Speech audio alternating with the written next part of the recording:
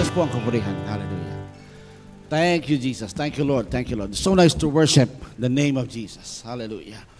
Thank you, Lord. Thank you, Lord. Handa na po ba kayo sa ating pong... alam ko po kayo po nandito para po makinig ng salita po ng ating Panginoon. Amen? Thank you, Jesus. Hallelujah. Pwede pong ipabalita ko po sana yung pong ating... Naka-prepare na po ba yung ating slides? Babalita ko po sana yung nangyari po sa ating pong meet and greet last Wednesday and Thursday. At sabi nga po ni Bishop ay hindi ko na po mapakahabaan. Napakarami pong trophy na ibabalik po sa Panginoon ng Kapurihan. That means ang lahat po ng kaganapan ay galing po at ang lahat ng tagumpay ng naganap nung pong nakaraang Wednesday and Thursday ay dahil po sa grasya ng ating Diyos. Totoo, nag-prepare po ang bawat isa, gumastos, pero yung pala ang babalik po ay mga kaluluwang, even for the first time, ay nagbalik ng kapurihan sa Panginoon dahil hindi nila akalaing meron palang ganung gawain. Meron palang ganung Diyos na nagmamahal. Meron palang mabuting balita. At praise God, kasama po natin ang isang patotoo. Winelcome po natin si Kuya Chino, who happens to know and to sharing po namin nila Bishop hanggang 3 a.m. with Pastor JP. Si Pastor JP po ang aking pong kasama po, kabalikat sa lugar po ng Doha, Qatar. Siya po ay tubong Jensan.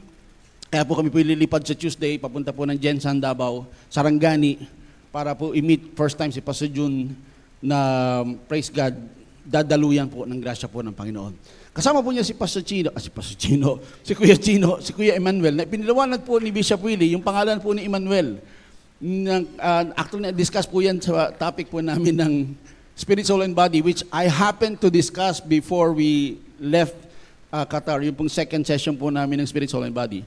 Ang ibig po sabihin ng Emmanuel ay us, Manu, with, and El, which is God. So, for the first time, he knows and he realized ang kanyang pangalan ay nasa kanya ang Diyos.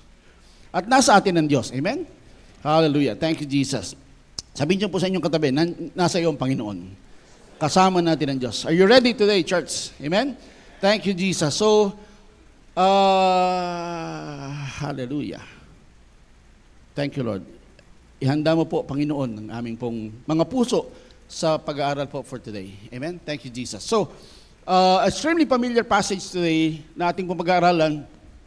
And the Lord helped me, the Spirit of the Lord helped me how to, kasi ganun po ako. Katulad po kanina, I was really praying. Sabi ko, Lord, kinakabahan ako. Many times ako po yung nangangaral sa aming pong family, sa inyo, sa Ginubatan, sa Bataan, and everywhere. Pero every time na tayo po itatayo ay hindi nawawala yung, Lord, bahala ka na po. I don't know how the message will turn out, but I know it's good because it's coming from you. Lahat ng galing sa Diyos ay mabuti. Kaya po kundi sa kanyang pangunguna, wala po, magiging sariling knowledge lang po ang ibabahagi. But I pray that the Holy Spirit, kasi po kahit pare-pareho po yung mensahe, pero iba-ibang nakikinig, iba-iba po ang dealing ng Panginoon. And I know, and I believe that the Lord will bless you today with these words. And I also believe na meron pong tamang mensahe palagi sa tamang nakikinig. At kung kayo po yun, hallelujah, sa inyong pagsasabi ng amen, na alam po natin, in-explain po sa atin ni Bishop at ng marami pong lingkod, pagsasabi po ng amen ay ang pagsasabing mangyari nawa sa akin. Lord, sa akin ito. Inaangkin nyo ang biyaya po ng Panginoon. Nire-release nyo yung kamay ng Diyos para po ibigay sa inyo yung inyong pangangailangan. Kaya po pag hindi kayo nagsasabi ng amen, hallelujah, bagamat nandyan ang grasya ng Diyos, nandyan ang pangako ng Diyos, wala pong mapapasa inyo. Kasi bakit hindi nyo inaangkin? Kaya angkinin natin ang pangako po ng Diyos sa atin para sa atin today. You cannot say amen to your sister and to your brother sitting beside you. You can just amen for yourself. I cannot say amen for you. You will just amen for yourself. Amen? Aagrihan nyo. Lord, mangyari nawa sa akin ang iyong kalooban. Handa na po ba kayong pagpalain ng Diyos? Pinagpala na kayo kasi sinabi, Lord, umaayon ako pagpapalain mo ako today. Hallelujah. Thank you, Jesus.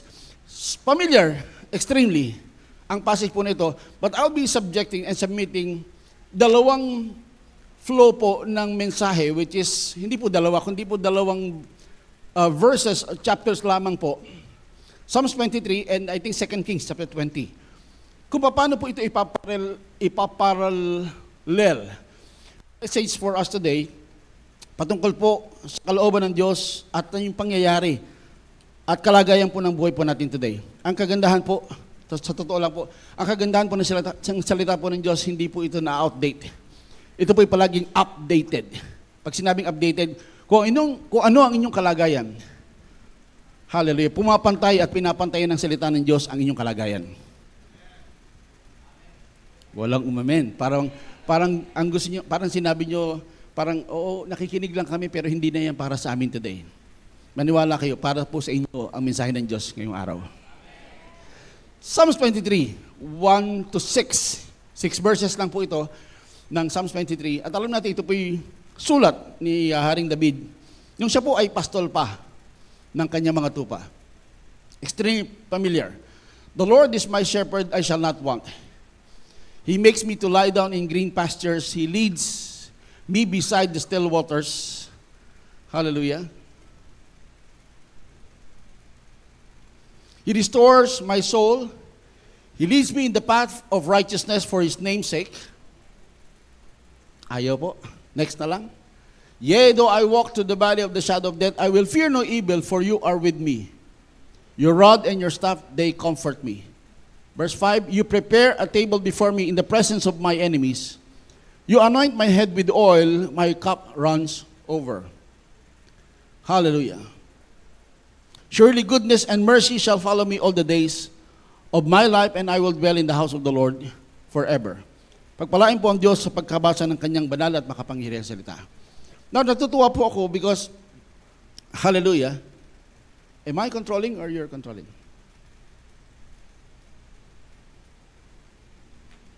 Next po, pakiclick na lang. Hallelujah. At sabi po dito, God did not represent Himself as boss to His employees, as king to His servants, and as generals to His soldiers. Now, nung sinulat po ito ni Haring David, natutuwa po, ako po personally natutuwa po ako, dahil hindi po ito isinulat para sa atin, para i-portray ang relasyon ng Diyos natin sa kapwa tayo. Alam po natin ang Diyos ay ang Diyos na pinakamataas, pinakamakapangyarihan sa lahat. Wala nang papantay sa Kanya. And here we are, nasa ilalim po. Walang papantay. The reason why we can just really acclaim to God is because we are born again in our spirit. Yung po lang ang access. But God is God. Wala pong papantay sa Kanya. He created everything. Lahat ng inyong nakikita ay galing po sa Kanyang likha, sa Kanyang kabaitan, sa Kanyang kabutihan. At nasan tayo? Hallelujah. Nasa ilalim, nasa baba.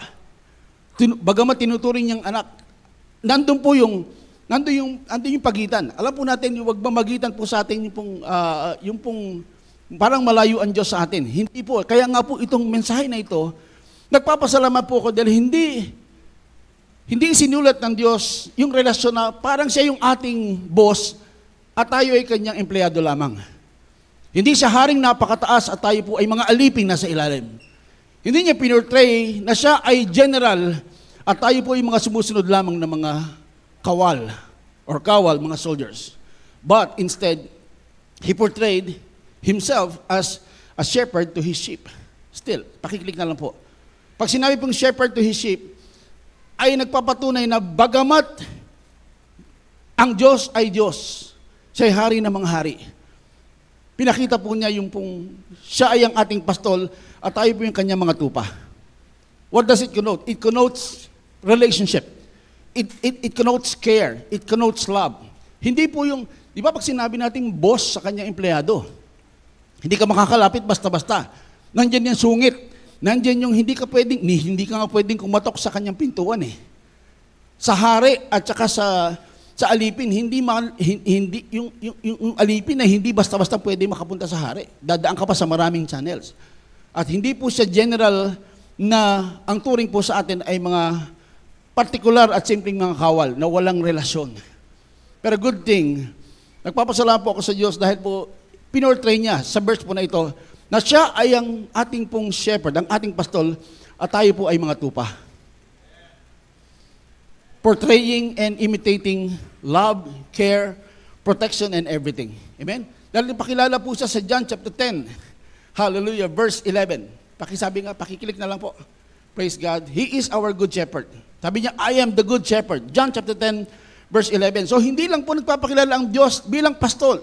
Kasi meron pa rin mabangis at merong mabagsik, meron pong malupit na pastol. Ito po yung, sabihin po natin, naging very, narelate ko po ng gusto dahil po lumakad po kami papuntang Ginubatan sa Bicol, nandun po yung malawak na pastulan. Hindi man po tupa, kundi nandun po yung baka, kambing, na meron po nangangalaga. Sabi ko, napaka-realistic ng aking pong imemensahe for today because nakikita nyo na meron pong malupit, meron pong hindi mabuti, at meron pong mabagsik na pastol. But good thing, hallelujah. Hindi ba kayo natutuwa? Ang Diyos po nating nagpakilala na wala tayong distansya sa Kanya, ay nagpakilala, hindi lamang pastol, nagpakilalang mabuting pastol. Nagpakilala, pag sinabing mabuting pastol, ituring niyong kayo sa inyong mga anak. Mabuti sa ating mga anak. Mabuti sa ating pong minamahal. So that means, ang Diyos po ay nagpapatunay na ang pagpapakilala niya sa atin ay, huwag mo lang ang kilalanin tagapag-alaga. Kilalanin mo kung mabuting tagapag-alaga ng iyong buhay. Mabuting nagmamahal, mabuting gumagabay at pumapatnubay at hindi kita pababayaan. Bakit po? Ang dahilan po kasi ang mga tupa. Wala po kasing problema sa mabuting pastol. Ang pastol po ay mananatiling mabuti magpakailanman. Yan po yung ating Panginoon Kristo. I hope you can relate to me na pag meron po akong binanggit, i-relate nyo na po yung ating pong kalagayan for today. I'll not be sharing directly or sabihin po natin purely in the scriptures. Gusto ko pong ibahagi po ninyo as I share. Ihanda na po natin ating isipan na tayo po yung kinakausap. At sa atin po ito nakadirekta. Dahil po ang reason, ang Diyos bilang ating mabuting pastol, hindi lamang pastol, tayo po ay ang mga tupa. Amen? Tingnan nyo ngayon yung katabi kung amoy. Amoy tupa. Hindi po mukha amoy tupa. Amen? Sabihin niyo po sa inyong katabi, siya ang mabuting pastol, tayo ang mga tupa. Now, ang dahilan, bakit po ang Diyos mananatiling pastol? Sapagkat tayo po ang dahilan. Ang dahilan po kasi tayo po yung, sorry po for the term that was used, tayo po ay notorious. Ano ba yung notorious sa Tagalog? Bihasa, hustler, matindi ang pagkaka-professional. Tayo po ay professional, notorious for being dumb. Ha? Kilala sa pagiging dumb. Ano po yung dumb? Tayo na po ito, ha? Ha? Dumb. Wandering. Yung bang wandering ay kung saan-saan pumupunta. At tayo po ay palaging nagdi-disobey. Hindi sumusunod sa kalooban ng Diyos. Kaya sa pagitan at sa parte ng Diyos, wala po siyang problema. Nasa atin po ang problema. Kaya po siya nanatiling, ang rason kaya po siya nanatiling mabuti ay dahil po sa ating pong katangian. Hanggang ngayon minsan. Praise God. But good thing and good news ay hindi po nawawala ang kabaitan ng mabuting pastol sa atin. Amen? The Lord is my shepherd. Aangkinin po natin ang Diyos ang aking pastol. Simula po sa araw pong ito, angkinin po natin, hallelujah, kung mararamdaman niyo po at kaya niyong paniwalaan ang Diyos, hindi niyo man alam, hindi niyo man nararanasan, hindi niyo man na physically nakikita, ang Diyos po ay nangangalaga po sa atin. Because ang sabi niya, I am the good shepherd. I will be the shepherd and you will be my sheep. Amen? Mangangalaga siya. Maniwala kayo, kahit hindi nyo alam, nangangalaga siya sa atin. Bakit? Ang Diyos po'y mabuti. Hindi nakabase sa kung ikaw ay nag-pray before matulog, may ginawa kang mabuti sa araw na ito. May gawin ka't wala, mananatiling ang Diyos mabuti. May gawin ka't, hallelujah, para parangalan siya or hindi, maging araw mo ay normal lang ang Diyos. Walang makapagbabago sa kabutihan ng Diyos sa iyong performance, sa iyong ginagawa sa araw-araw. God will remain God. Siya ay mananatiling mabuti sa buhay po natin. Amen? So ang sabi niya, di ba kayo natutuwa ang Diyos po natin ngayon, pinapakilala na po sa atin, siya ay ang mabuting tagapangalaga ng ating po mga buhay. Thank you, Jesus. Anong benefit? The Lord is my shepherd at wala na akong hahanapin pa. Amen? Praise God. Sabi po ng isang palatastas, pag natikman mong red horse, wala ka nang hahanapin pa. Diba? Red horse, wala ka nang hahanapin pa. Pag inuman sila, pagkatapos po nun, hinahanap, saan ako uuwi? Saan ako uuwi? Hinahanap yung lugar at daan pa uwi. Akala ko ba, pag natikman mong red horse, wala ka nang hahanapin pa. Yung sinelas ko ba, suot ko o hindi? Yung pala yung nagpapatunay, hindi ang red horse, Ang wala ka nang hahanapin pa. Sinabi ni David, sa Diyos ko, wala di akong hahanapin pa. That means, lahat ng kanyang ginagawa, anuman ang kanyang pangangailangan, anumang pagkakataon, anumang sitwasyon, anumang parte ng kanyang buhay, ang Diyos mananatiling mabuti sa kanya. Ang Diyos mananatiling buhay sa kanya. Thank you, Jesus. Ang ganda po ng isang awit. Anuman ang iyong sitwasyon, anumang pagkakataon, sa anumang panahon, ang Diyos ay mananatiling mabuti sa buhay po natin. Pag sinabing anuman, ano ba yung sabihin ng anuman? Sa English, whatever. Amen? So whatever your situations, needs, predicaments, God will remain God a good shepherd to you today in Jesus' name. Amen? He makes me lie down in green pasture. Now, ang green pasture po, hallelujah, ay picture po ng, pag sinabing green, ay luntian. Di ba? Pastulang luntian. Nakikita po natin, papipiliin kang pumunta sa Iraq at sa New Zealand. Saan ka pupunta? Sa New Zealand. Bakit? Ano po meron sa Iraq? Meron sa...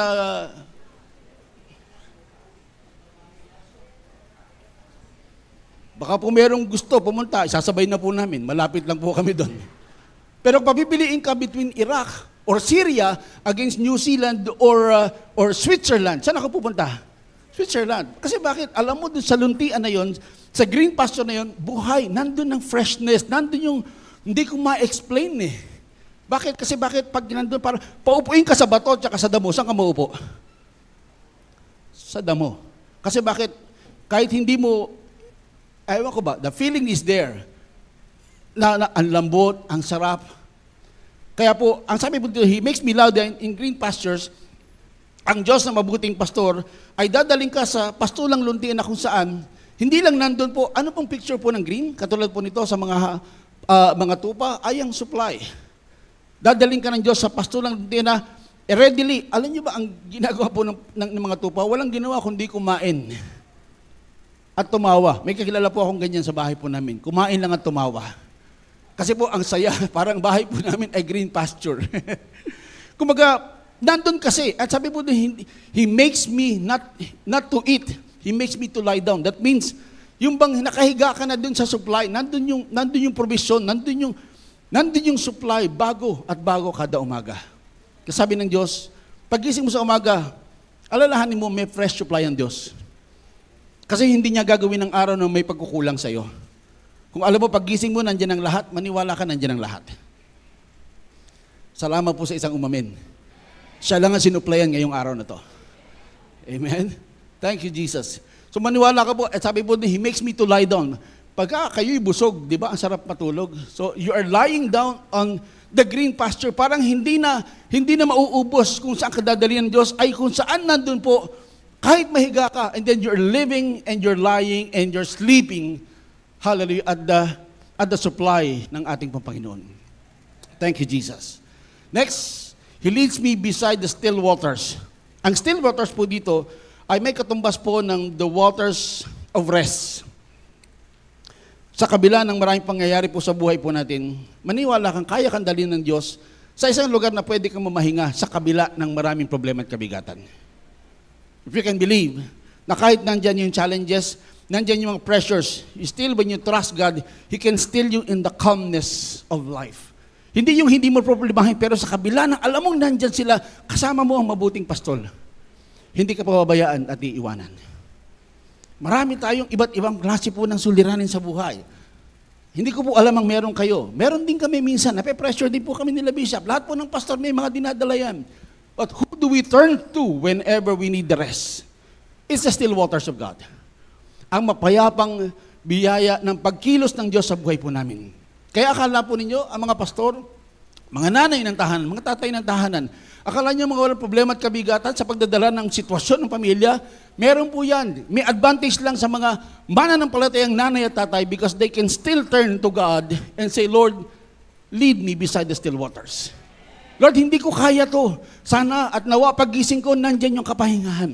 Alam nyo, kahit may problema at kabigatan po tayo, yung matulog ka lang sa gabi na parang wala ka inintindi, hallelujah. Biyaya na alam mo, nagtitiwala ka na may gagawin siya at may nakahanda na pagising mo sa umaga.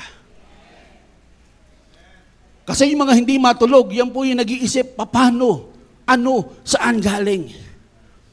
Pero kung matutulog ka sa gabi, na alam mong, Lord, yun naman ang grasya po eh. Yung grasya, dadaling ka to the end of yourself at sasabihin, Lord, suko na ako. Wala na ako magagawa, pinagkakatiwala ko sa iyo. Sabi ng Lord, kanina ko ba iniintay yan? Yung sumuko ka na sa iyong sitwasyon at hayaan mong ako na kumilos sa iyong buhay.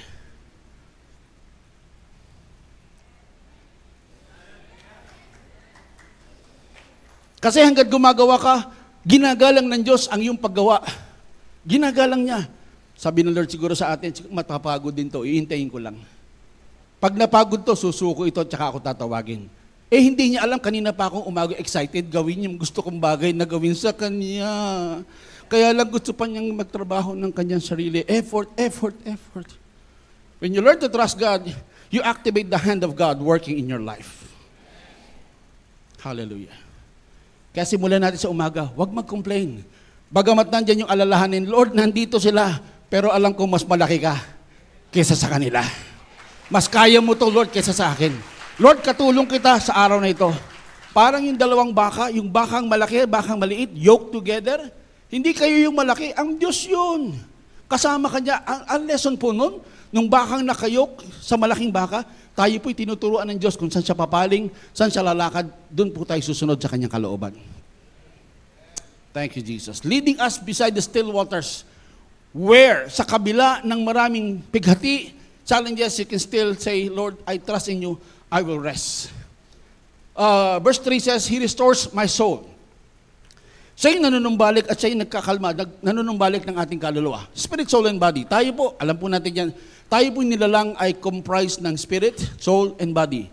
Body ay ito pong nakikita po ninyo. Ang spirit ay yung pong ating na-born again, na spiritong kamukha, kawangis ng ating Panginoon Kristo. In fact, I think sa Corinthians 6:17, first or second, we are one with Him in spirit. That means yung bago at spirito ni Kristo ay nasa atin. At yan po'y wala nang pintas.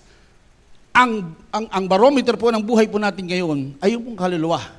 Now, hindi po sinabi sa Psalms 23, you restore my body. You restore my spirit. Now, because body is body, it will follow. Spirit is spirit, it's correct, it's righteous, it's made perfect. But what God is after is the restoration of where we are falling. It is the soul. Kasi ito yung nag-aalala. Ito yung umiiyak. Ito yung nagagalit. Ito yung, hallelujah, ito yung naapektuhan sa araw-araw. But when you turn to God, praise be to His name. Kapag sinabi, ang Diyos po ay nanumbalik ka sa Kanya. Ang Diyos po ang maghihil, ang siyang magre-restore ng ating pong kaluluwa. Na kahit nandiyan yung pag-alala, Lord, hallelujah, hindi ko alam bakit ako nagagalit, bakit ako nag-aalala, bakit ko pinoproblema ang mga bagay pong ito. When you turn to God and say, Lord, you are my shepherd, you are my good shepherd. Dahan-dahan po, mararanasan niyo yung release, mararanasan niyo yung kagaanan. And rightly so, testimony po ng first time namin na-meet, first time naka-attend, first time po na nakadalo, doon po sa lugar po na meet and greet, ay si Kuya Emmanuel. Sabi niya, pagkatapos po marinig ang salita ng Diyos, dinala po ng ating pong minamahal na bishop, sabi niya, nakaramdam siya ng gaan. Nakadala na po ba kayo sa gawain? Kapag labas po ninyo, pagpasok po ninyo, punong-puno kayo ng kabigatan, pero paglabas ninyo, something light happen. Something good happen. Wala talaga. Ibang pumasok kayo, lugmok, mugto ang mata, nag-iisip anong gagawin ng Diyos. May gagawin ba ang Diyos? Attend na lang ako sa life giver. Pero hindi niyo alam, when God met you and when you realize, when you know, and you discover that God is your good shepherd, lalabas ka ng, alam mong kahit nandun pa yung kabigatan at haharapin ng problema, may kasama ka na. Nandun ang ngiti, nandun yung gaang, nare-release ka. Bakit? Naiiyak mo sa Diyos Lord, kanina pumasok ako, mabigat kasi bakit? Dala ko Pero ngayon, Lord, salamat, pinagaan mo kasi dala mo na. Wala kang itinira Wala kang tinira. Kinuha mo na lahat. Diba? Sabi po ng verse, cast all your cares sa Tagalog, hindi po ibigay, hindi po ibato, ibalibat. Alam niyo, ibalibat, parang, ayoko na, Lord. And then you walk free. Lord, salamat, ang gaang. Salamat, Lord, salamat sa kagaanan. Kasi bakit? Nakuha mong ibigay sa Diyos ang lahat ng iyong kabigatan. Pwede bang humiling ako sa inyo ngayong araw ito? Lahat po ng inyong kabigatan, ibigay natin at ibalibat natin sa Panginoon. Sa ating mabuting pastol. Para paglabas nyo dyan, nakangiti na kayo. And expecting good things. You will not be put to shame by God whenever you expect something to God. From God, He will make it all happen. He will make it all happen. He will make it all happen. Thank you, Jesus. Hindi nyo alam, baka pag uwi po ninyo, nandun na yung good news eh. It's possible. To those who believe, everything is possible. Sa lahat ng mananampalataya, hallelujah, ang lahat po ay posible. He leads me in the path of righteousness for His name's sake. Naalam po natin ang ating pong sinusundan. Pag sinusundan natin ng ating pong Panginoon sa Kristo bilang mabuting pastol, hindi kanya dadalhin sa kalagayang nandun po yung pong guilt, shame, and everything. He always leads you to kahit may pagkukulang, mapipil mo at mararamdaman mo, tama ka pa rin at tama ka pa rin sa kanyang harapan. Aalisin niya yung kabagabagan na, Lord, ako ba'y karapat dapat? Sasabihin ng Diyos, kung ikaw ay sumusunod sa akin, tupa kita, huwag kang mag-alala. Kahit ganyan ka, right standing, meron kang righteousness sa aking harapan. Amen? Just follow the Lord Jesus Christ and He will lead you to the path of righteousness. Now, pwede pong may tanong, ano ba ang requirement para po siya ay mabuting pastol? Sino po ang gusto maging mabuting pastol ang Diyos sa buhay natin? Sino po? Nagnanais ng Diyos, maramdaman niyo yung kabutihan ng mabuting pastol sa buhay po ninyo. Meron lang pong isang requirement. The only requirement for you to receive the goodness of the good shepherd is to become a sheep. Pastor yung lamb, pastor yung nag-always disobey, pastor yung palaging wandering, yun po yung literal at natural. Ang nais pong sabihin po dito, yung magpa-under ka sa pangangalaga ng mabuting pastor. Kasi kung alis ka ng alis, kahit mabuting pastor, hindi mo siya mararamdaman. The only requirement for you, maramdaman yung kanyang kabutihan, ay manatili kang tupa. Manatili ka sa ilalim ng kanyang pangangalaga at kabutihan. And you will receive, you will feel, and you will receive the goodness of your good shepherd. Amen? Thank you, Jesus. Hallelujah. Now, ang good shepherd po ay nililid niya to where there is food. Ililid ka niya kung saan mayroong pagkain, kung mayroong resources, kung mayroong nandun yung pagpapala. Yan po mabuting pastor, mabuting pastol. Dadalhin ka niya sa kung saan nandun yung supply. Hindi kanya dadalhin sa walang pagkain. Ang mga scammer at mga mandaraya, dadalhin ka niya sa akala mo maganda, pero pagdating noon, wala pala, kagutom.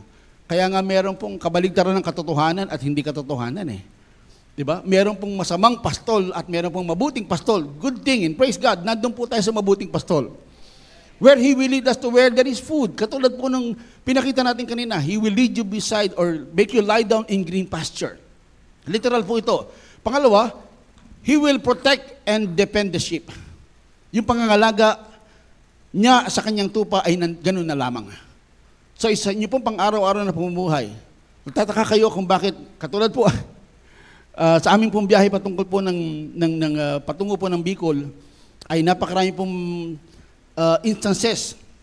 Dahil po minsan sa pagod po ng aming driver na nag-drive po ng almost 14 and 16 hours, ay talaga nandun yung pipikit-pikit, kukurap-kurap, pipikit-pikit. Then nagsaserve ng konti and biglang pepreno, hiyawan, praise God, hallelujah. Dito lang pagdadrive po sa Metro Manila, ay grabe, tatawagin mo si Lord. Lahat ng Diyos sa langit, natawag ko na pagka po nasisingitan ako ng mga motor. Dahil ang hirap magmaneho na. Nakatingin ka na habang inaabangan mo yung pagligo mong gano'n, mayroong tatay na nakatayo sa harapan. Diyos ko po, Lord, salamat sa protection. Dahil kung hindi, naguluhan ko si Lolo nasa ilalim. Ang hirap po. Hindi ko po kinukumpara sa lugar po ng Doha, nakita po ni Bishop Willie, walang katao-tao sa kalye. Napakalawak po ng lugar. Not comparing, pero dito talagang tatawagin mo lahat ng Diyos sa langit at sa lupa, kahit nasaan, basta protektahan ka lang. But sabi po ng Lord, mananatili siyang mabuting pastol sa atin na hindi niya pababayaan at iiwanan magpakilanman. He will defend you, He will protect you. Amen? Pangatlo po, He will bind up the wounds. Ito po yung literal. Kapag po ang isang tupa ay nasusugatan sa kanyang wandering and falling off sometimes on the cliff, ay pag nasugatan, sinakmal ng aso, sinakmal ng kung ano man, ng insekto. Pagka po nagkasugat yan, kinukuha po yan ng pastol. Binubuhusan ng langis at binabayin po yung kanyang sugat. Ganyan po mga laga ang ating Diyos sa ating mga buhay. Kung nasusugatan ka, tumawag ka sa Kanya. He will bind up your wounds. Diba? He bind up the brokenhearted and He heal our wounds. Thank you, Jesus. And He rescues us. I-rescue po ng Panginoon, ng pastol, yung kanyang mga tupa, literal na tupa, sa mga troubles. Sa maraming pagkakataon ng buhay po natin, akala niyo po ay kayo'y nakaiwas, pero ang Diyos iniwas ka na. Sa maraming pagkakataon dapat ay negatibo na yung sirkumstansya ng buhay. Amen. Pero dahil sa kabutihan ng Diyos, bago mo pamandatnan yung negatibong parte ng pangyayari sa buhay mo, inalis ka na ng Diyos. Dahil mabuti siya sa iyo. Thank you, Jesus. That is verse 3. Verse 4. Hallelujah. Though I walk through the valley of the shadow of death, I will fear no evil, for you are with me. Your rod and your staff, they comfort me. Bago ko discuss yung verse 4 sa first part, palagi po may dalawang dala ang pastor. Isang rod and staff. Ang rod and staff po ay magkaiba. Delikado po, wag po natin itong pagbabaligtarin. Now again, sino po ang mga tupa dito? Iilan lang po kanina. Ang dami. Sino po yung mga tupa ng Diyos? Amen. Ang Diyos po ang ating mabuting pastol. Now, wag po natin pagbabaligtarin ang gamit po ng pastol sa atin. Meron po siyang dalawang hawak. Isang rod and staff. Yung pong rod ay nandito po sa aking kanan. Na yung po yung pamalo na parang baseball bat na hindi po ginagamit sa tupa. Kailanman hindi ginamit sa tupa. Ginagamit po yan sa mga umaatake sa tupa. Panghataw, pangwasiwas. Kung sasakmaling ka ng oso, ng leon, ng anumang insekto, ng kambing, ng wolf, nandyan po yung rod ng good shepherd para sila'y atakihin at ikaw ay hindi saktan. Akala po kasi natin, ginagamit na Diyos ang rod na ito para po sa atin. Kasi tigas ng ulo mo, toink. Hindi po. Ginagamit po yan sa kaaway ng Diyos, sa kaaway mo. Lahat ng sisila, lahat ng may plano at pangit na tangka sa iyong buhay, ginagamit po yan ng Diyos. Alin ang para sa atin, alin ang para sa iyo? Yung pong staff. Yung staff ay yung pong ginagamit ng paggigiya ng pastol, dahil madalas sila po ay wandering, paliko-liko, eto na yung dadaanan, bigla na namilikong ganun. Tatapikin po dito, babalik. At minsan sa kanyang wandering, pag pinagpahinga ng pastol yung kanyang mga tupa, may nahuhulog. Doon po sa mga bangin na kung saan marinig nila nung pastol, pupunta po yung pastol, nakita niya nasa ilalim. Yung pong kawit na ganyan, sabi po ng isang komentaryo, yan po ay designed exactly and amazingly only for the sheep. Para po pagkakawit nung pong pastol, nahuhulog man at malapit ng mahulog, praise God, kukuhanin niya po yung sheep, ay babalik niya sa kanyang sheepfold. Huwag po nating pagbabaliktarin, hindi po malapit at hindi po mabangis at hindi po masama ang ating pong shepherd. Ang ating shepherd, aalagaan ka. Amen? At sisirain niya, atakihin niya ang lahat ng may planong gumawa ng pangit sa iyo. Using His rod, but using His staff for us to care, to guide, and to love us. And to rescue us whenever we are in trouble. Are you with me so far? Amen. That is verse 4. First part po, yea, though I walk through. Isa-isa po ito, the valley of the shadow of death. Alam niyo po yung walk through? Ang walk through po ay paglalakad. Sino po nakakaalam ng drive-through? Lord, bahala ka na po sa kanila. Drive-through, McDonald's. Sorry po, wala po palang pangalan. McDonald's drive-through. Wala pa rin? Jollibee drive-through. Aling Miles Lechon, drive-thru. Yung drive-thru po ay pumupunta ka, umu-order ka, pagkatapos nun, ikaw ay maalis. Di ba? Ang walk-thru and drive-thru ay pareho. Aside po dito, yea, though I, first 3 verses ay patungkol po sa kabutihan ng shepherd sa atin. Pagdating po ng verse 4, kung sakasakali, sabi ni David, yea, though I walk through, lalampas, hindi mag-stay. Huwag nating pag-stayan yung pong ating pangit na karanasan. just pass through everything na nangyayari po sa atin ay may season, may panahon. God says you will just pass through and drive through those circumstances. Don't ever stay. Huwag ka magstay. Because sabi po ni David, though I walk through or drive through the valley of the shadow of death. Sabi nga po dyan, hallelujah, shadow of death hindi po kamatayan. Kahit ako ay lumampas at maglakad, passing through the shadow of the valley of death. Hindi po yan valley of death, shadow. Meron na po ba kayo nabalitaan napatay ng anino? Wala pa. Wala pa. Kasi wala pong kamandag ang anino. Ang anino po ay anino. Amen? Sabi po ni David, though I walk through the valley of the shadow of death. Kahit po kamatayan yan, tipong para bang mga sitwasyon at circumstansyang papatay sa inyong buhay. Wala nang pag-asa. Tandaan niyo po, it's just a shadow. Hindi po yan substance, hindi po yan yung katotohanan. Dahil sabi ng Panginoon, sabi po ni Haring David, kahit man ako'y maglakad sa anino ng parang animo'y kamatayan, I will just walk through. Even into the valley of the shadow of death, I will fear no evil, for your rod, for you are with me, he said, for you are with me, my good shepherd. Amen? The next is the valley. Ano po yung valley? Sa Tagalog po ay lambak. Valley is a low area between hills and mountains. Ang lambak po ay nasa pagitan po ng hills and mountains, bundok at saka burol. Nasa ilalim po yung lambak. Yung pong kapatagan ay plain. Sabi po niya, kahit kung ako man ay maglakad sa burol o sa lambak ng anino ng kamatayan, I will fear no evil. Hindi ako matatakot, for God is with me. And His rod and His staff, they comfort me. So yan po yung valley.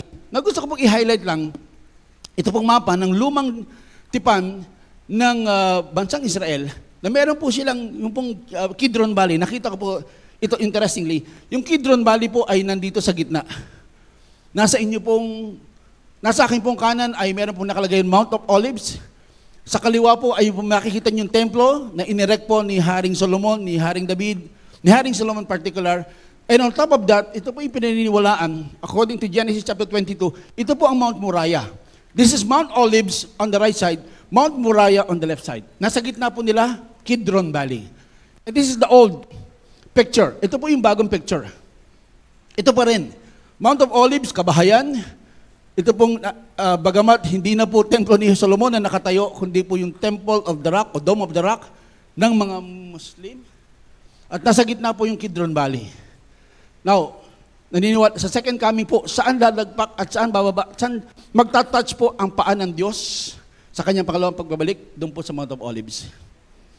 What I'm saying is the Kidron Valley is in the present time still is a valley because ito po yung nasulat ni Haring David doon po sa time na sila ay nasa lumang kapanahunan, alam niya yung pong lambak at alam niya pa yung hills and mountains. Amen? So in typology, valley somehow represents the lowest part of our lives. It is where our faith and decisions are put to rest. Ang valleys, ang lambak, ay yung pong typologically, lugar at panahon ng buhay po nating napakababa at mababa sa ating pong karanasan. Have we experienced the valleys in our lives? Naranasan niyo ba? O laging plain, yung pong inyong palaging success. Simula ng pinanganak ka, from day 1 hanggang ilang taong ka na, 56, puro success. Meron po bang ganun sa atin? Wala. Ang buhay po natin ay mountains, valleys, hills. Praise God. Ang kalooban ng Diyos, tumagal tayo sa mountains and hills. Dadating man ng panahon, meron po tayong lambak, valleys, sandali lang. Passing through, in the shadow. And then babalik ulit sa hills and mountains. Dahil ang kalooban ng Panginoon sa atin, under grace, maranasan natin palagi ang kabutihan niya. Pero hindi inaalis at hindi nawawala habang tayo po'y nasa mundo. Di ba makakaranas po tayo, in this world we shall have tribulations. But be of good cheer, I have overcome the world. Amen? So typology po ng buhay po natin, pag sinabing lambak, ay po yung mababa at pinakamababang parte ng iyong karanasan sa iyong buhay. At hindi po yan naaalis, at hindi po yan abnormal, yan po yung normal sa buhay po natin. Minsan ang kawalan, minsan ang kakulangan sa ating pong kabuhayan, minsan ang sakit at karamdaman, minsan yung lungkot, minsan na animoy parang hindi ka kumpleto sa iyong buhay, huwag po kayo mag-alala. You are just passing through. In the valley of the shadow, hallelujah, but be of good cheer. Dadating po yung hills and valleys ng buhay po natin. At mananatili po tayo pang mahabang panahon. God will, kung inyong kayang paniwalaan, pwede mong maranasan ang mas mahabang karanasan na ikaw ay nasa ibabaw ng bundok, nananagumpay dahil mabuti ang Diyos sa buhay po natin. But not removing, habang tayo sa mundo, makakaranas pa rin ng hills and valleys. Makakaranas pa rin ng lambak ng buhay po natin. Pastor, saan galing yun? Sa Diyos ba galing yung lambak? Hindi po. Ginawa ng Diyos ang hills and valleys para po maportray ang buhay po natin.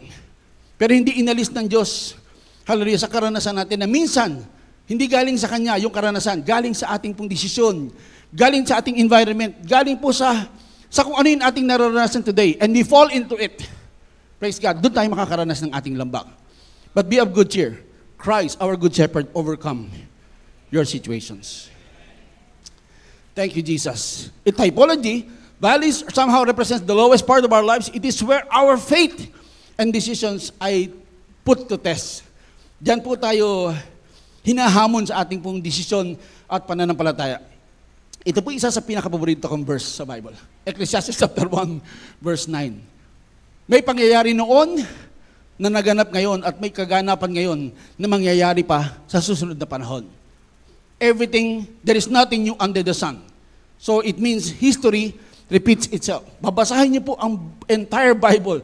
Nandyan po ang history repeating itself. Kaganapang nangyari noon, kaganapang nangyari sa panahon ng ating Panginoon Kristo, at kaganapang nangyayari sa buhay po natin ngayon. Hallelujah. If I can describe to you the benefits of this verse, Ecclesiastes chapter 1, verse 9, matutuwa po kayo dahil kokopyahin nyo lang yung ginawa nung lumang kapanahunan. Kung anong lesson, anong ginawa nila para mapagtagumpayan natin yung sitwasyong meron tayo ngayon. Wala kang gagawin. Hindi ito bago sa iyo. At sabi po ng Ecclesiastes chapter 1 verse 9, there is nothing new under the sun. Walang iba sa karanasan mo at karanasan ng mga tao nung panahon, ng lumang panahon.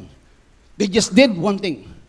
They call on God and God made them victorious and prosperous and blessed.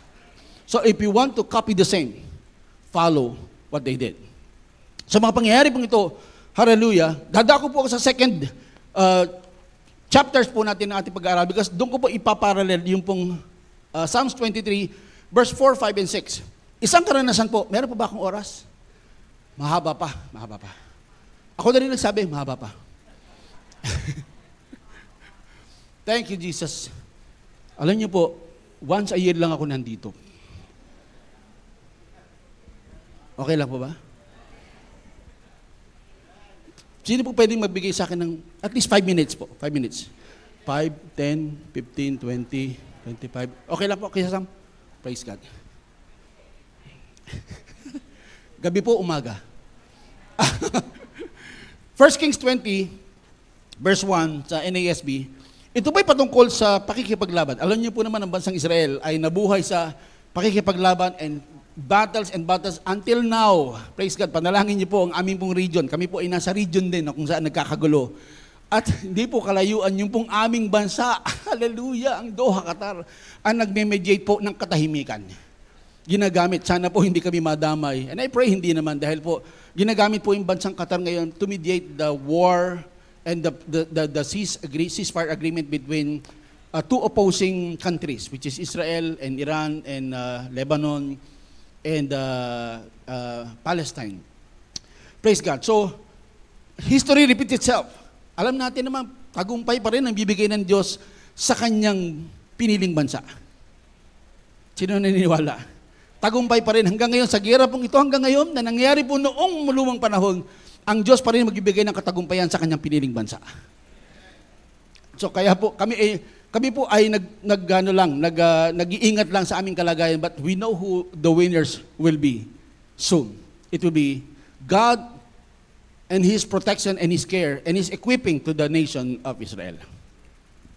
1 Kings 20, verse 1, and to the latter, isa pong kaganapan na uli, ay history repeats itself, na meron pong isang hari na ang pangalan po niya ay si Ben-Hadad. Ang pangalan po ay, hindi niya po pangalan ay Ben-Hadad. Ang Ben po sa sa Aramaic ay son.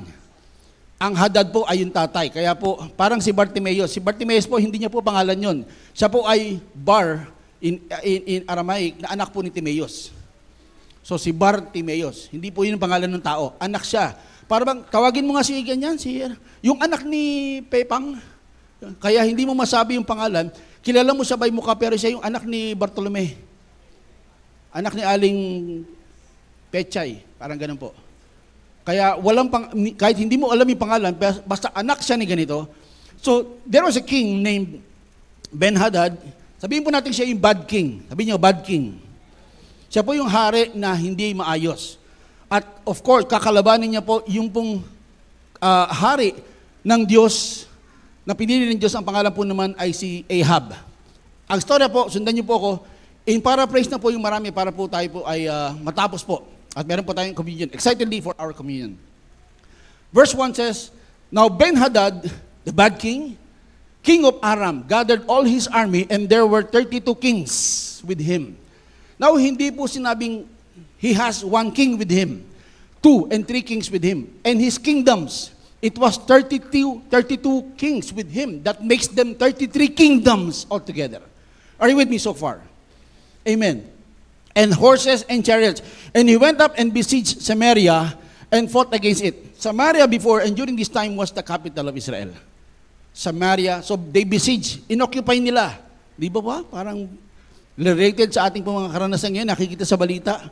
Inaatake ng walang kaabog-abog ang bansang pinili ng Diyos.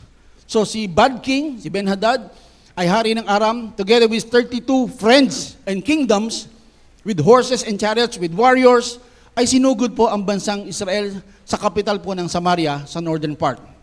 Amen? Then he sent messengers. Si Ben-Hadad, bad king, ay nag-send po, wala pa pong text, walang message, walang telegram, walang cellphone. Kaya po noong unang panahon, ang pagre-relay ng mensahe ay through messengers. Uutusan and then tatakbo. Sabihin mo sa haring kabila, ang pangalan po ng haring kabila, good king, ay si King Ahab. Then King Ben-Hadad, bad king, sent messengers to King Ahab of Israel and said to him, Thus says, pinasasabi ni haring Ben-Hadad, Your silver and your gold are mine, your most beautiful wives and children are mine.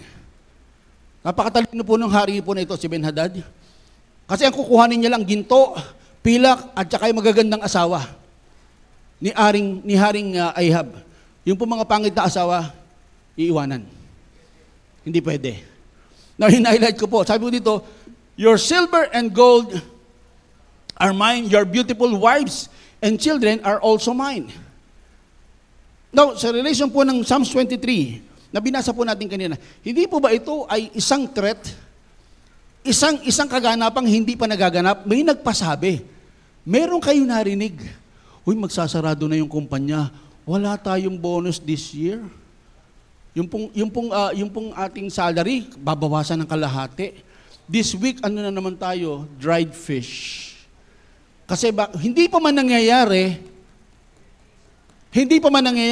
tinatakot ka na ng sitwasyon. And it depends to you if you will accept the reality, and it can happen. Magtiwala ka lang sa Diyos, napakaraming pagkakataon na yung ating kinatatakutan, hindi rin naman nangyayari. Hindi iaalaw ng good shepherd mo na magkulang ka. Matanggal ka, wala kang promotion o walang magandang mangyayari sa iyo because every day, God has planned good and perfect things for you. This is walking through the valley of shadow of death. Parang hindi pa man nangyayari, tinatakot ka na ng sitwasyon. Wala pa naman eh. Sabi po, nagpasabi siya, your silver and your gold are mine and also your family. Sino dito matutuwa? Yung pamilya mo kukuhanin sa'yo. Palagay ko wala. So ang feeling po ni Haring Aramdom, he is not walking in the valley of the shadow of death. Pag kinuha yung lahat ng sa kanya, wala na siya. Ano pang meron ako?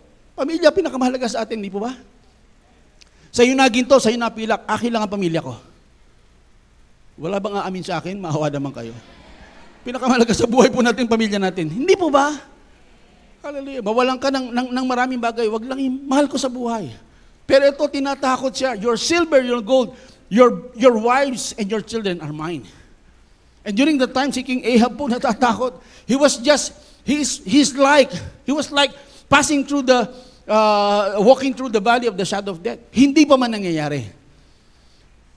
Sino po naniniwalang kayang baligtarin ng Diyos ang lahat ng pangyayari sa buhay po natin into good?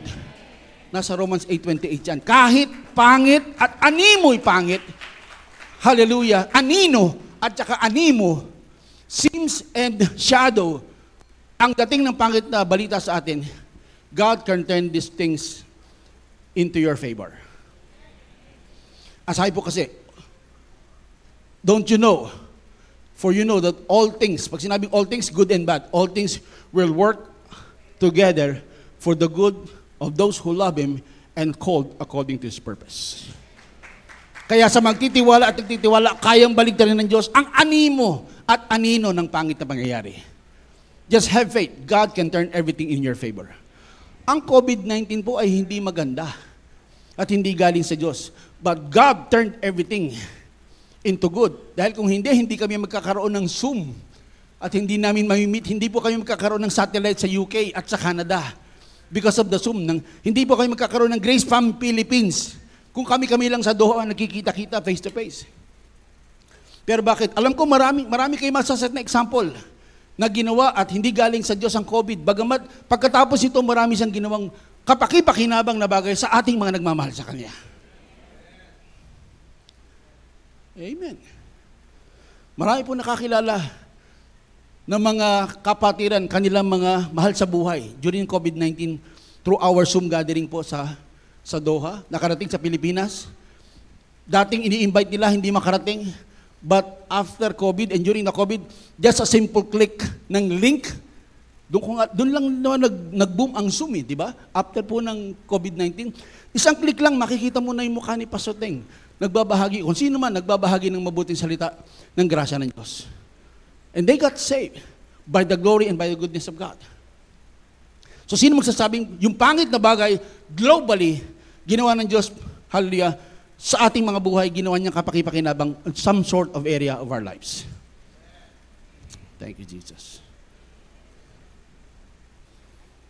Sa iba po kasi yan, Amen, Pastor. Amen. Hindi po ako sanay sa inyo. Nalulungkot ako. Hindi po. Alam ko po, nagsising in lang sa inyo ang aking sinasabi. Remember, whatever happens, God is good and He will remain good forever. Thank you, Jesus. The Lord is good. Amen. So sa circumstansya po ni Haring Ahab ay hindi pa, parang animo siya atakihin, parang kukunin sa kanya ang lahat ng bagay. Hindi pa nangyayari Pero, may ginawa po ang Diyos sa verse 13, now behold, a prophet. Alam natin, propeta ay galing po, tagapagsalita ng Diyos. Lumapit kay Ahab, said, and approached Ahab, king of Israel, and said, thus says the Lord, pinasasabi ng Diyos, praise God. Ito na yung mabuting balita. Sa kabila ng ating po mga karanasan at may pangit na kalagayan, may pinasasabi at may sinasabi ang Diyos. Have you seen all this great multitude? Nakita mo ba yung problema mo? Ang laki, ang dami nila. Ang sabi ng Lord, but behold, ang behold po ay presenting. Ano ba sa Tagalog ng behold? Parang, eto na, narito na, behold, I will deliver them into your hand today. I will deliver. Behold. Nakikita niyo ba yung problema niyo? Palaki at marami sila. Sabi ng Diyos, narito na. I will give them and I will deliver them into your hands. Sinong gagamitin? Ikaw pa rin. May paggamit, may basbas, may kapangyarihan ng Diyos na nasa iyo, gagamitin. Sabi po ng Lord dan, hallelujah, I will deliver them into your hand. This is the good news. Na kahit pangit po yung pangyayari at magiging pangyayari sa buhay po natin, ang sabi ng Diyos, magtiwala ka lang. I will deliver all your problems and all your challenges, all the multitudes into your hand. Ano pong reason? Mapatunayan mong mabuti ang Diyos. The reason why God will do this is for you to know and for you to realize He is good and He is your Lord. Ang Diyos ay Diyos ng iyong buhay. Hindi pa nga Diyos ang ginamit Close pat, intimate, I am the Lord. Ang Diyos na may relasyon sa iyo. God and Lord is different. God is God. Elohim. Lord is Yahweh. The Lord and the God who has a relationship with you. Amen? Ang Diyos, kasi may Diyos din sila sa labas. Pero tayo po ay merong hindi lamang God, meron tayong Lord God, meron tayong Panginoong Diyos. Amen? Meron tayong Panginoong Diyos. Diyos na may gawa ng lahat ng bagay. He is God. But He's also Lord, Panginoon. Siya yung tinanggap mo bilang Panginoon at sarili mong tagapagligtas. He is your Lord. Sabi niya, para patutunayan ko sa iyo, ako ang aking, ako ang iyong Panginoon. Ako yung may relasyon sa iyo. Huwag kang mag-alala. Nandito ako para sa iyo. Amen? Psalms 23, verse 4, I will fear no evil. Why? For you are with me. Sino po makapagsasabi sa gitna ng ating challenges at maraming multitudes in front of us, you can say, I will not fear because the Lord is with me. I will not fear. Naku, kayo lang ba? Baka sabi mo sa yung problema, wala na bang iba? Wala na bang iba? Sige pa. Batin niyo pa ako ng problema. I will not fear because even the Lord promised He will be with me. Amen? So that means, anumang meron kayo, hallelujah, malaki man o maliit, na problema at kabigatan, ang Diyos, pananatiling Diyos, at ang Diyos na mas makapangyarihan, great, 1 John chapter 4, verse 4, greater is He who is in you than he who is in this world. Mas makapangyarihan yung Diyos na nasa inyo kaysa sa Diyos na nandito umiikot sa sanlibutan, na gumagawa ng paninira at pandaraya sa inyo. If you can believe God is greater, you will just smile and say, Lord, bahala ka na. I will fear no evil, for you are with me, David said. Amen? Thank you, Jesus. So King Ahab said, by whom? Thus says the Lord, by the young men of the rulers of the provinces. Then he said, who shall begin the battle? And the prophet said, it is you. Why I highlighted young men, because nowadays, hallelujah, pangalagaan po natin ang ating po mga kabataan. Sila po ang susi, next generation. At sino po ba ang pinupuntirya kasi ng mundo ngayon? Ang ating mga young men. Ang ating po mga kabataan. Alam niyo po, nakakalungkot kasi sabi niyo, dati, sige na, dali mo na yung mga anak mo sa church. 8 years old lang siya eh. Wala pa siyang alam dyan. Hindi niya makakatch up ang nangyayari sa simbahan. Tapos iiwanan natin ng iPad. Hindi natin alam, nilalagay natin sa peligro yung buhay ng ating anak na kahit walang muang oo sa church, pero mahalaga nandun yung environment kaysa iwanan mo ng iPad o iPhone. Praise God na wala nang kausap maghapon. Hindi ba mas delikado yung ginawa natin? Hindi po ba? Kaya kahit maliit yan, maganda nga, pagmulat ng kanilang kaisipan, 7, 8 years old, 11 and 12, pagdating nun, alam nila na nasa church na sila. Nasa simbahan sila. Kesa iwan natin sila na sa isang tabi na, diyan ka lang at tahimik ka dyan, anong kailangan mo? Jollibee, Auto Jollibee. Huwag mo lang ako istorbohin. Hindi po. Napakadelikado ng ating ginagawa. You might as well equip our young men because sila yung magtataguyod ng ating kinabukasan. Sila yung magtataguyod ng kanilang kinabukasan. At sino po ginamit ng Diyos para katulong ni Haring Ahab? Ang mga young men, ang mga kabataan na pinuno na rin ng kanyang leadership, ng kanyang government, ng kanyang provinces, na sila ang tumulong para po itaguyod yung success ng bansang Israel, ng success ng iyong buhay, ng success ng ating pong pamilya ay nasa ating mga anak kung tayo po ay magiging mapagmatsyag sa kanilang, hallelujah, sa kanilang kinabukasan. Amen? Kasi hindi sinabing old men, sinabi young men. That means the generation ahead of us, the generation after us, sila po yung gagamitin para katulungin natin sa tagumpay na kung ano man yung ating tinataguyod, simbahan man, pamilya man, kung ano man meron tayo. Itaguyod natin sa pangangalaga at patnubay ninyo, sino po nag-mastered, sino po nag-train? Si Haring Ahab. Sabi po dito, and he said, who shall begin the battle? He answered, you. Then he, King Ahab, mastered, assembled, trained, and prepared for war. The young men of the rulers of the provinces, and there were 232 young men, at nag-train siya kasama nung, kumbaga siya yung parang barangay captain, leader po ng probinsya, and then yung young men na yon, 232, nag-train ng kanilang lahat ng kalalakihan, and they total and sum up to 7,000. 7,000 against 33 kingdoms. 7,000. Dalawang pangyayari po, ito po ay naganap ang pakikibaka, and 2 times, alam natin, ang Diyos na nagumpay kasama po ang bansang Israel. Sabi po dyan, sa verse 20, chapter 20, 19, and 21, paraphrase ko na po. The king of Israel and the young men of Israel went out and struck the horses and chariots and killed the Arameans with a great slaughter. So unang pagtatagumpay, ginamit po ng Diyos si Ahab, ang young men, 232, nag-mastered o tinrain nila po yung kanilang bayan, barangay, provinces, and they total up to 7,000 against the kingdoms of King Ben-Hadad and his friends. And there was a great slaughter. Now, hindi po binanggit kung ilan. Praise God. Pero sa second time, na sila po yung magtutunggali, papakita po kung gaano karami ang in-overcome ni Haring Ahab, kasama po ang 7,000. Are you with me? First victory, great slaughter. Pag sinabing great slaughter, hindi mo lang pinatay yung problema. Hallelujah. Pinuksa at hindi na babalik ang una mong kalaban. Sa ilalim ng Diyos, sa iyong pangunguna, sa iyong pagtitrain ng iyong mga anak, sa kanilang pag-agree sa iyong nais na gawin para labanan kung ano man kayo. Merong kahirapan, sakit at karamdaman, proyekto, plano, kanilang pag-aaral, so be it. Lahat ng ito, katulungin mo sila. Parang pananampalataya. Yung action po ay isa. And they have a great slaughter, as per the Bible says. The lesson is, the battle has won. There was a great victory and celebration because God says, you will know that I am the Lord. Para patunayan sa bawat tagumpay na meron ka sa iyong buhay, ang Diyos ay ang iyong Panginoon. Ang sabi ko po, sa bawat tagumpay ng inyong challenges ng buhay, mapapatunayan ang Diyos ay ang iyong Panginoon. For you to know that I am the Lord. Next, 22 verse. Then the prophet came near to Israel and said to him, go strengthen yourself and observe, and see what you have to do. For at the turn of the year, the king of Aram, si Ben-Hadad, will come up against you. May respect to, mahal na hari. Kaya po ako lumapit sa inyo para sabihin na re-respect po sila. Nagalit sila nung una nyo silang tinalo. Katulad po ng inyong mga sirkumstansya ng buhay. Natalo nyo sila. But wag tayong magpatumpik-tumpik, wag tayong mag-relax.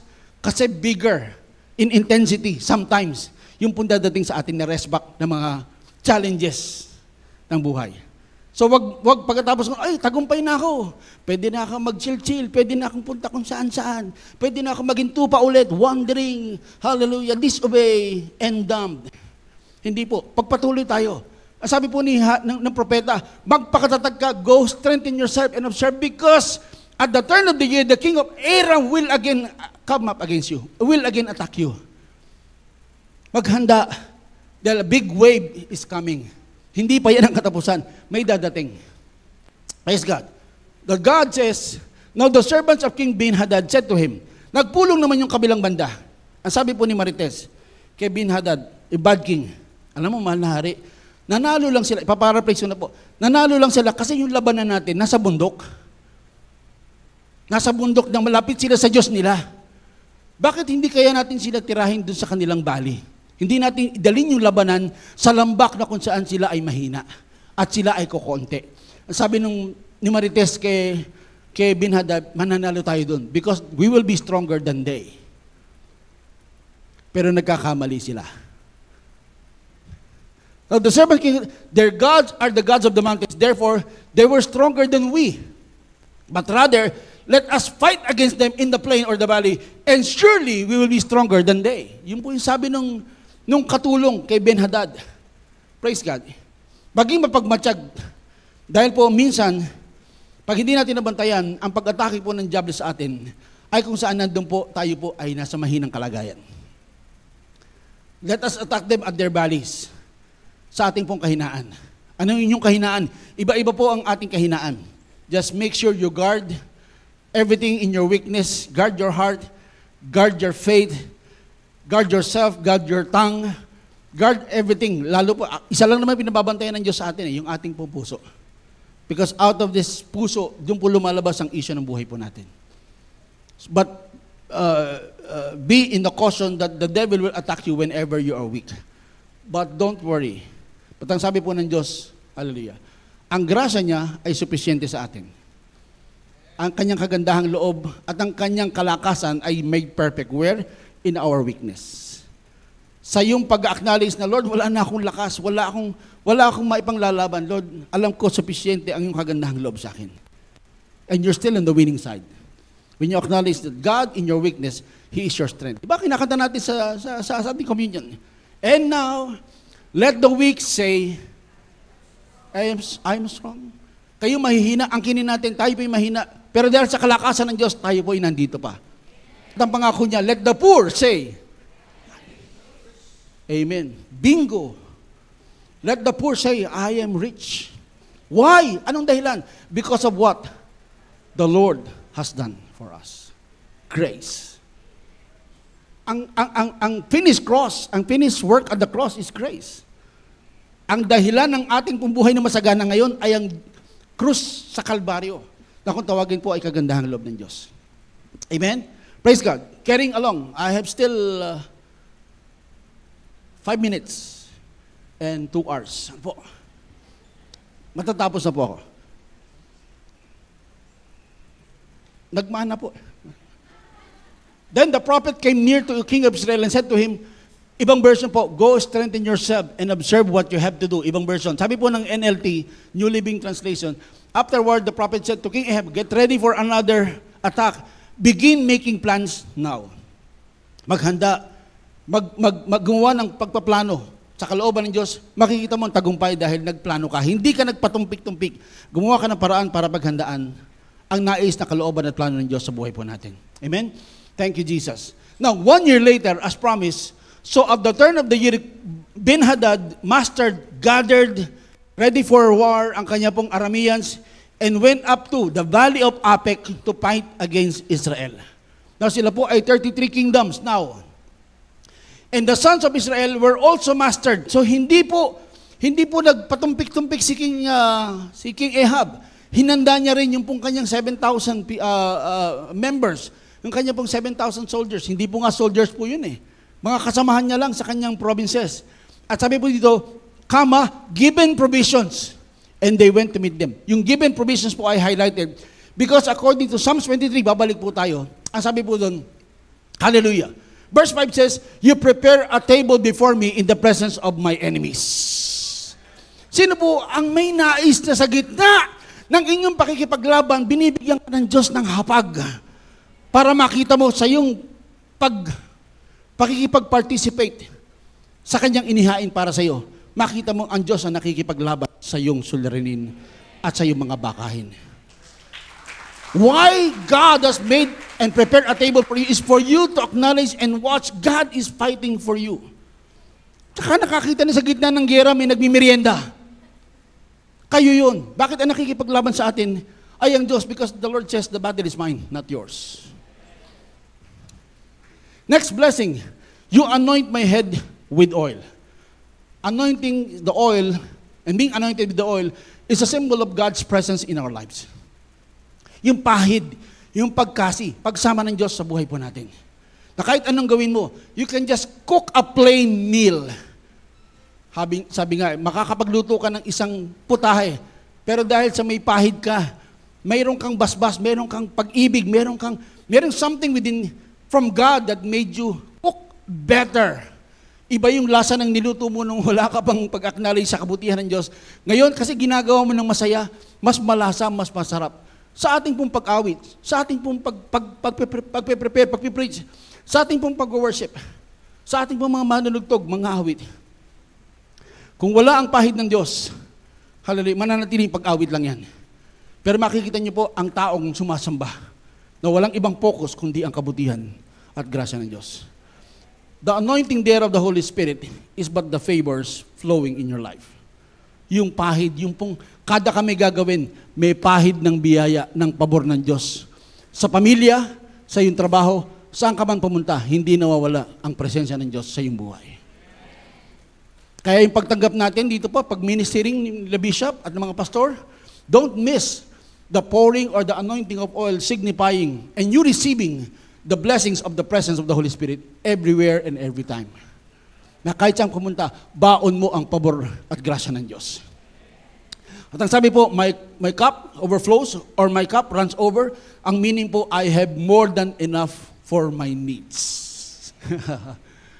Pinaghahanda ka ng Diyos ng kanyang banquet, ng piyesta sa gitna ng iyong labanan, papahirang kanya ng langis para yung pabor ng Diyos ay nasa iyo. Ang sabi ng Diyos, even your cup, He will make your cup run over. That means you have more than enough for your needs. That's what your good shepherd is doing in your life. Yan po ang ginagawa ng mabuting pastol sa buhay po natin. Indeed, nangyari po sa buhay po ni Ben-Hadad. Then a man of God came near and spoke to the king and said, thus says the Lord, mahal na hari, may narinig ako, ang sabi ng Diyos, Si Lord pala minsan chismoso, no? Sinasabi niya yung narinig doon sa kabilang side. Ito po kasi sabi. Ang sabi nung lumapit, alam mo, ito yung hari. Mahal na hari, narinig ko, sinabi ng Diyos sa akin, ang sabi ng Diyos, ang sabi nung kabila. So, inimpress sa kanya ng Lord, may sinabi yung kabilang side. Sabihin mo kay Haring Aram, kay Haring Ahab. So, mahal na hari, may sinabi po ang Diyos sa akin, na ang sabi ng Diyos, narinig niya, at ang sabi po ng kabilang side, because the Arameans have said, the Lord is a God of the mountains, at ang sabi niya, ang Diyos niyo daw, ay Diyos lamang ng tagumpay, ng valleys and hills. Pero yung Diyos niyo ay hindi Diyos ng valley, ng lambak. That means hindi kayo magtatagumpay. Pag inatake kayo sa inyong kahinaan, patay na kayo, wala na kayo. Kasi bakit ang Diyos niyo daw, sabi nila, sabi ng mga chismoso sa kabila, ang Diyos niyo daw ay Diyos pagka okay ka. Pagka in good condition ka, pero pagka weak ka na, wala na. Pag inatake ka, wala, dire-diretso na yun. 6 feet under the ground. Talo ka na, kalas na. Hallelujah. Patang sabi po ng Diyos sa 28 of chapter 20, therefore, ang sabi ng Diyos sa kanya, pinasasabi kasi, ang sabi rin, matapos malaman ni King Ahab yung chismis, bumawi naman yung lingkod ng Diyos, sabi, pero may sinabi ng Diyos, ang sabi ng Diyos, therefore, I will give you all this. Kanina po ay multitudes. Ngayon po ay great multitudes into your hand. Hallelujah. Ipunin nyo na ang lahat ng sitwasyon, pangit na kalagayan ng inyong buhay. Isa pa rin ang mananaig.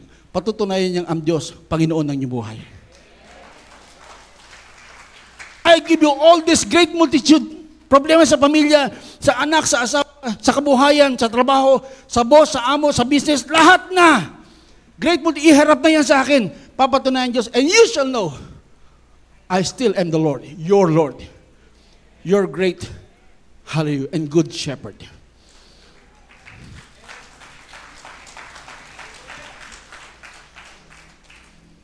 I am the Lord, your God. Ang pangako po ng Diyos po sa atin. So they camp, ito na po yung nangyari, ito na po yung final. So they camp and opposite each other for 7 days. 7 days means nag-intay sila sa tamang pagkakataon, perfect time that the Lord has given them. Katulad po ni Joshua, pagdating ng ikapitong araw, sumigaw kayo. At marami nagloko, kaya po bumagsak ang wall of Jericho. Kasi 6 na araw nakatikom ang kanilang bibig. Wala magsasalita, ikot lang kayo. Paglampas ng 7 araw, pag sound ng trompeta, sumigaw kayo, hallelujah, praise God. Bumagsak ang wall of Jericho. Ang sabi ni Marites, bumagsak dahil po sa baho ng hininga ng 6 na araw na hindi sila nagsalita. Hindi po, kapangyarihan ng Diyos. Kasi alam nyo, sa 6 na araw na pag-ikot nila, maraming magdadoubt, maraming magsasabi na hindi maganda. Ikot tayo ng ikot dito, 6 na araw na. Babagsak kaya ito o hindi? Ang taas-taas. Pero sabi ng Diyos, umikot lang kayo 6 na beses, 6 na araw. Sa ikapitong araw, sumigaw kayo, hallelujah, the Lord is good. And the Jericho wall came down. Ang marinig lang ay ang papuri, pagpapasalamat, pagdakila sa kabutihan ng Diyos. At bumagsak ang problema at kabigatan. Bumagsak ang problema. Kasi bakit? Sinabi, ang nararapat, papuri kay Yahweh. So they came, the opposite, for 7 days, and on the 7th day, the battle was joined. Praise God. Nagkita na. And the sons of Israel killed of the Arameans 100,000 foot on soldiers that day. That means, sa 7,000 kawal ni Haring Aram, ni Haring Ahab, nakapatay ang isang tao ng average po ng 14 na tao. 1 against 14. And that is 98,000 plus something. So, biro mo, isang kawal, 7,000, nakapatay siya ng 14. Yung katabi niya, 14 yung napatay. At ang napatay nilang total po ay 100,000 soldiers against 7,000. Hindi ba disproportion? Yes. Pero bakit sila yung nagumpay? Nasa kanila ang Diyos. Nasa kanila ang Diyos. Nasa inyo ang Diyos. Gaano kalaki? 100,000 man ang utang natin. Ang problema natin sa buhay. Kung alam mong nasa inyo ang Diyos, kahit napakalaki ng disproportion, you're still on the winning side. You're still on the winning side. Thank you, Jesus. Hallelujah. Sabi po ng Psalms 91 verse 7, 1,000 may fall at your side and 10,000 on your right hand, but it will not come near you because the Lord is with you. Ito po yung susunod na good news. Conclusion.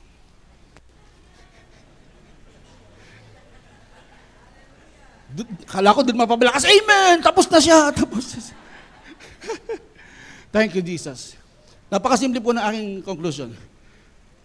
Paalala po sa ating lahat. Basahin niyo po. Your God is not just a God of your mountains and peaks of your life. Yung pong victory. Ang Diyos, hindi lamang Diyos sa inyong buhay ng kayo na nagumpay, maganda ang kabuhayan, mayroon ng lahat ng bagay. Sabi po dito, ang Diyos ay mananatiling Diyos niyo, the same faithful and gracious God in your battles and in your valleys. Kaya kahit nasaan ka sa tagumpay at lambak ng problema at kabigatan, ang Diyos mananatiling Diyos sa iyong buhay. Hindi ba magandang balita? Hindi ba magandang balita? Sa buhay mo matagumpay, nandiyan ang Diyos, maging sa iyong kahinaan, siya pa rin ang tutulong sa atin. Whether you like it or not, I'm sorry to tell you, God is with you every single day of your life. Peaks, valleys, peaks and valleys, nandiyan po ang Diyos sa buhay po natin. Thank you, Jesus. Now, may simple, sabi po dito, verse 6, ito na katapusan, surely goodness and grace, or hesed, the goodness there is hesed in Hebrew, which means grace, loving kindness, and mercy shall follow me all the days of my life, and I will dwell in the house of the Lord forever. Palagi ko, I don't need to explain what is grace and what is mercy. Dahil alam niyo yan, sa haba at sa dami ng pangangaral po ng ating puminamahal na bishop, naalala niyo na at alam niyo na kung ano yung grace at yung mercy. Nasusundan ka ng kabutihan ng Diyos, kagandahan loob ng Diyos, maging ng kanyang kahabagan sa pang-araw-araw mong buhay. At ang nais po ng Diyos sa atin, manatili ka lang. Manatili ka lang. Manatili ka lang kasi pag wandering ka at wanderer ka, hallelujah, you may not hear the good news coming from God. But when you're still always in the house of the Lord, you will be followed, hallelujah, with grace and mercy all the days of your life. Thank you, Jesus. Acknowledgement lang po. Sabi po dito, ang ganda nitong translation, only goodness, mercy, and unfailing love shall follow me all the days of my life. Only goodness, only grace, and mercy shall follow me all the days of my life. Huwag kayong sundan nawa ng pangit at mga malas na bagay sa buhay. Sundan kayo nawa ng kagandahang loob at ng kahabagan niya araw-araw for the rest of your life. Sabi dito, only goodness, mercy, and unfailing love shall follow me all the days of my life. Ano po kailangan po natin? Acknowledgement lang. Acknowledgement, pastor, ng ano? That you are a sheep and He is your good shepherd. Manatili kang nasa kanyang pangangalaga. Manatili siya'y mabuting pastol. At lahat ng nakita po natin, kaganapan sa iyong buhay, ups and downs, you will still remain victorious. Because you are with and under the good shepherd. And His name is Jesus Christ. Hallelujah. Thank you. Meron pa ba? Meron pa. Now, kala nyo tapos na ako ha. Yung po yung unang, tatlo po yung conclusion na nakalagay. Conclusion number 1, hindi po. Tapos na po ako. Finally, valleys represents the lowest part of our lives where our faith and decisions are put to test. Kanina, ang mga lambak ay ang lugar na kung saan pinakamababa parte ng ating buhay para subukin at paganahin ang ating pananampalataya at pagdidesisyon. Hallelujah. But today, ang valleys, it is where our faith and decisions are put to rest. Kanina to test, gayon to rest dahil alam mo nang mamahinga at pagtiwala sa kadakilaan, sa kagandahang loob ng iyong mabuting pastol. Amen? Parang nalungkot kayo na meron pa akong second conclusion. Wala na po, ito na po talaga. To God be all the glory and I hope you are blessed. Living the best life because Jesus Christ is our good shepherd. And to God be all the glory. Amen. Hallelujah. Bishop, maraming salamat. Pagpalain po kayo ng Panginoon. I hope you are blessed. Amen. Thank you, Jesus.